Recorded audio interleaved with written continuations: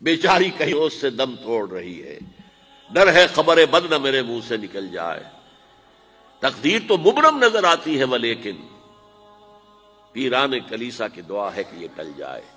تو پہلی بات میری ختم ہوئی، عالمی نظام خلافت دنیا کی تقدیر مبرم ہے، ہو کر رہے گی، اس میں کسی صاحب ایمان کو کوئی شک، کوئی شبہ، کوئی ریب نہیں ہونا چاہیے۔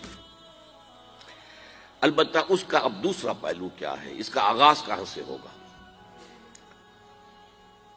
اب وہ نقطہ کون سا ہوگا، نقطہ آغاز کون سا ہوگا؟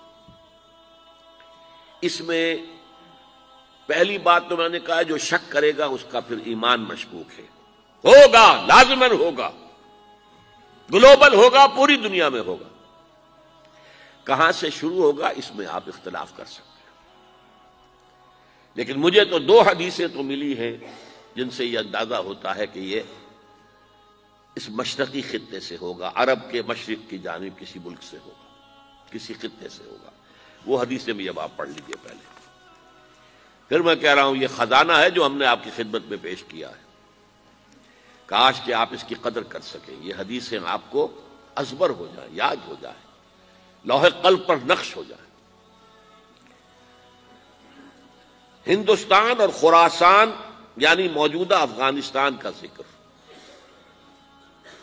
ابن ماجہ کی روایت ہے، عن عبداللہ ابن الحارث رضی اللہ تعالی عنہ قال رسول اللہ صلی اللہ علیہ وسلم یخرج ناس من المشرق یؤتئون للمہدی یعنی سلطانہ، یعنی سلطانہ، دونوں طرح سے پڑھ سکتے ہیں۔ حضرت عبداللہ ابن حارث فرماتے ہیں رضی اللہ تعالی عنہ کہ حضور نے ارشاد فرمایا مشرق کی طرف سے وہ فوجیں نکلیں گی، لوگ آئیں گے جو عرب میں مہدی کی حکومت قائم کریں گے۔ یہ مہدی کون ہوں گے اس کا ذکر میں ذرا بعد میں کروں گا، لیکن نوٹ کر لیجئے کہ مہدی سے پہلے لازماً کسی مشرقی علاقے کے اندر وہ نظام قائم ہو چکے گا، تب وہاں سے فوجیں آئیں گی نا۔ یہ مشرق کون سا ہے؟ عرب کے مشرق میں آپ چلیے ایران بھی آ جائے گا، افغانستان بھی ہے، پاکستان بھی ہے، اور اگر اسے اور توسیع دیں تو ہندوستان بھی ہے۔ یہ ہے عرب کا مشرق، اس سے فوجیں جائیں گی۔ اس کا کیا مطلب ہے کہ اس میں سے کسی جگہ پر نظام خلافت پہلے قائم ہو جائے گا تاکہ وہاں سے فوجیں جائیں گی جو جزیرہ نماء عرب میں حضرت مہدی کی حکومت کو قائم کریں گی۔ اب دوسری حدیث سنیے، یہ سنن ابن ماجہ کی حدیث تھی جو میں نے آپ کو سنائی، آپ نے پڑھی۔ دوسری عن ابی ہریرہ رضی اللہ تعالی عنہ، یہ ترمذی شریف کی روایت ہے، قال قال رسول اللہ صلی اللہ علیہ وسلم یخرج من خراسان رایات سود لا يردها شیء حتی تنصب بایلیا، خراسان کے علاقے سے سیاہ جھنڈے لے کر فوجیں آئیں گی، ان کا رخ کوئی موڑ نہیں سکے گا، ان کو پیچھے پھیر نہیں سکیں گے کوئی بھی، یہاں تک کہ وہ یروشلم میں جا کر جھنڈے نصب کر دیں گے۔ ایلیا حضور کے زمانے میں یروشلم کو کہتے تھے۔ یہ یروشلم تھا جب حضرت سلیمان کی حکومت تھی اور یہاں پر معبد سلیمانی، ہیکل سلیمانی قائم ہوا، پھر یہ یروشلم ہی رہا ہے تاریخ میں، یہاں تک کہ سن 70 عیسوی میں جب ٹائٹس رومی جنرل نے اس کو گرایا، ختم کیا، سیکنڈ ٹیمپل گرا دیا اور یہاں سے یہودیوں کو کہا نکل جاؤ، یہاں سے کوئی یہودی باقی نہیں رہا، بالکل تہو بالا برباد کر دیا۔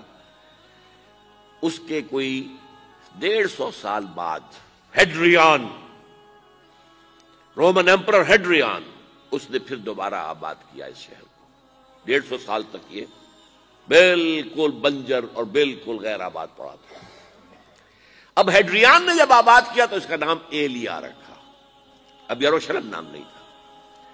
تو حضور کے زمانے میں پھر اس کا نام ایلیا تھا، اور اب اس سے کیا معلوم ہو رہا ہے کہ یہ یروشلم مسلمانوں کے قبضے سے اس وقت نکلا ہوا ہوگا، ایک دفعہ پہلے نکلا تھا، سن 1099 عیسوی میں مسلمانوں کے ہاتھ سے نکلا، کروسیڈرز، عیسائیوں نے آ کر اس کو قبضے میں کیا، لاکھوں مسلمانوں کو مارا، قتل کیا۔ اس کو 1187 عیسوی میں واپس لیا ہے۔ کس نے لیا ہے؟ صلاح الدین ایوبی کرد۔ عرب کھوکھلے ہو چکے تھے، عربوں نے کھویا، واپس نہیں لے سکے۔ بہت حکومت کر چکے تھے، 400-500 برس کی حکومت کر کے، اور ان کے عیش اور ان کے آرام، اب ان میں جان نہیں تھی کہ وہ واپس لے سکے۔ واپس لینے والا گرم کرد خون تھا، صلاح الدین ایوبی۔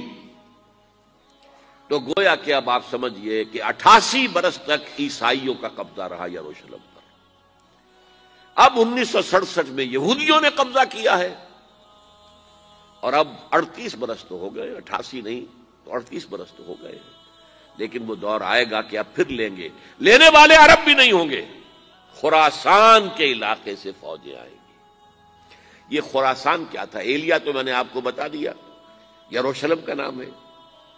خراسان اس زمانے میں ایک بہت بڑے ملک کو کہتے تھے، کچھ حصہ پاکستان کا بھی اس میں شامل ہے، کچھ حصہ ایران کا بھی ہے۔ ایران کے اس حصے کو اب بھی خراسان کہتے ہیں، وہ ایک صوبہ ہے۔ خراسان ایک صوبہ ہے ایران کا، چھوٹا سا۔ پاکستان میں خاص طور پر یہ جو علاقہ مالاکنڈ ایجنسی کہلاتی ہے، اس سے اوپر جتنا علاقہ ہے، اور یہ جو واخان کی ایک پٹی آتی ہے اوپر، واخان افغانستان کی ایک پٹی سی دم سی چلی آتی ہے، جو جا کر چائنا کی سرحد سے مل جاتی ہے، یہاں سے لے کے یہاں تک یہ جو مالاکنڈ کا وہ درہ ہے اور پہاڑ ہے، یہ بھی خراسان کا حصہ ہے۔ باقی تقریباً 2/3 آف افغانستان ساؤدرن حصہ نہیں ہے خراسان کا حصہ، یہ سیستان کہلاتا تھا، یہ خراسان نہیں ہے۔ لیکن یہ کہ اوپر کا 2/3 آف افغانستان، اور اس کے ساتھ یہ جو عرب، جو اب یہ ترک ممالک آزاد ہوئے ہیں سوویت یونین کی ڈسولوشن کے ساتھ، یہ سارا علاقہ کہلاتا ہے خراسان بزرگ، دی گریٹ خراسان۔